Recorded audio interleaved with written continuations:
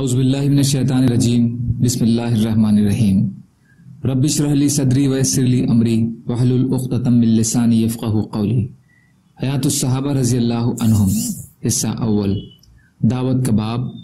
حضرت سعید بن زید اور ان کی بیوی حضرت عمر کی بہن حضرت فاطمہ رضی اللہ عنہا کا سختیاں برداشت کرنا، دوسرا حصہ۔ حضرت ثوبان رضی اللہ تعالیٰ عنہ فرماتے ہیں کہ حضور اکرم صلی اللہ علیہ وسلم نے یہ دعا مانگی کہ اے اللہ، عمر بن خطاب کے ذریعے دین کو عزت عطا فرما۔ اس رات کے شروع کے حصے میں حضرت عمر کی بہن اقرا بسم ربک الذی خلق پڑھ رہی تھیں۔ حضرت عمر رضی اللہ تعالی عنہ نے ان کو اتنا مارا کہ انہیں یہ گمان ہوا کہ انہوں نے اپنی بہن کو قتل کر ڈالا ہے۔ جب صبح تہجد کے وقت حضرت عمر رضی اللہ عنہ اٹھے تو انہوں نے اپنی بہن کی آواز سنی جو کہ اقرا بسم ربک الذی خلق پڑھ رہی تھیں۔ تو حضرت عمر رضی اللہ عنہ نے کہا، اللہ کی قسم، نہ تو یہ شعر ہے نہ یہ سمجھ میں نہ آنے والا پست کلام ہے۔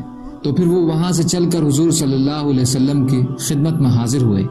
انہوں نے دروازے پر حضرت بلال رضی اللہ عنہ کو پایا۔ انہوں نے دروازے کو کھٹکھٹایا یا دھکا دیا۔ حضرت بلال رضی اللہ عنہ نے پوچھا، یہ کون ہے؟ حضرت عمر رضی اللہ عنہ نے کہا، عمر بن خطاب۔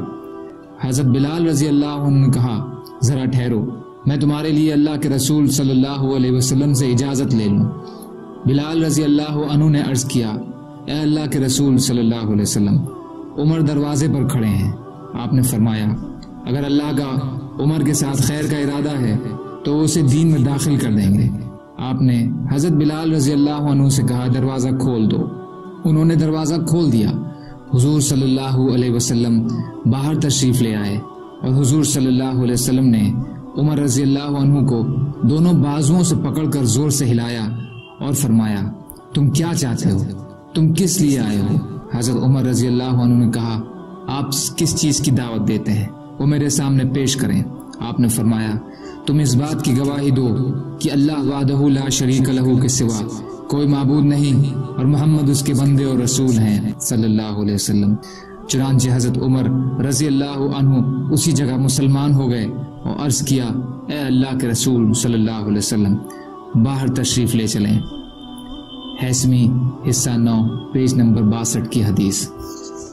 حضرت عمر کے غلام اسلم رضی اللہ عنہ بیان کرتے ہیں کہ حضرت عمر بن خطاب رضی اللہ عنہ نے فرمایا، کیا تم چاہتے ہو کہ میں تم کو اپنے اسلام لانے کا شروع کا قصہ بیان کروں؟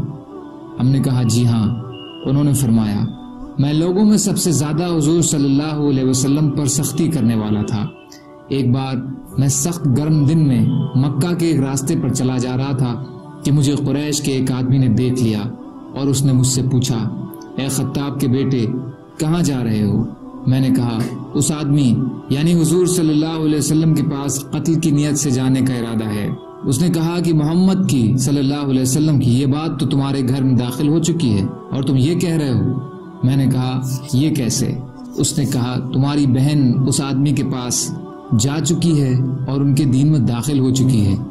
پھر غصے میں بھرا ہوا اپنے گھر لوٹا اور میں نے بہن کا دروازہ کھٹکھٹایا۔ حضور صلی اللہ علیہ وسلم کی یہ مبارک عادت تھی کہ جب کوئی ایسا آدمی مسلمان ہوتا جس کے پاس کچھ نہ ہوتا تو ایسے ایک یا دو آدمی ایسے آدمی کے حوالے کر دیتے جو ان کا خرچ برداشت کر لے۔ اسی وجہ سے حضور صلی اللہ علیہ وسلم نے اپنے صحابہ رضی اللہ تعالی عنہم میں سے 2 آدمی میرے بہنوئی کے حوالے کر رکھے تھے۔ جب میں نے دروازہ کھٹکھٹایا تو انہوں نے اندر سے کہا، کون ہے؟ میں نے کہا، عمر بن خطاب۔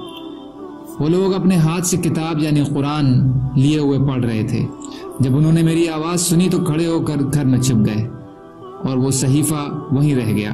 جب بہن نے دروازہ کھولا تو میں نے کہا، او اپنی جان کی دشمن، تو بے دین ہو گئی ہے، اور ایک چیز اٹھا کر میں نے اس کے سر پر مار دی۔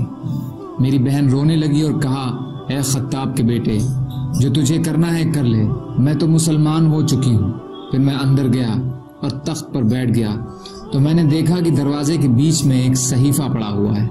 میں نے کہا، یہ صحیفہ یہاں کیسا ہے؟ میری بہن نے کہا، اے خطاب کے بیٹے، اپنے سے اسے دور رکھو، کیونکہ تم پاکی کا غسل نہیں کرتے ہو اور پاکی حاصل نہیں کرتے ہو اور اسے صرف پاک لوگ ہی ہاتھ لگا سکتے ہیں، لیکن میں اصرار کرتا رہا۔ آخر میری بہن نے مجھے وہ صحیفہ دے دیا۔ اس کے بعد مسند بزار میں حضرت عمر رضی اللہ عنہ کے اسلام لانے اور اس کے بعد ان کے ساتھ پیش آنے والے واقعات کا تفصیلی ذکر ہے۔ حسمی حصہ 9 پیج نمبر 64 کی حدیث۔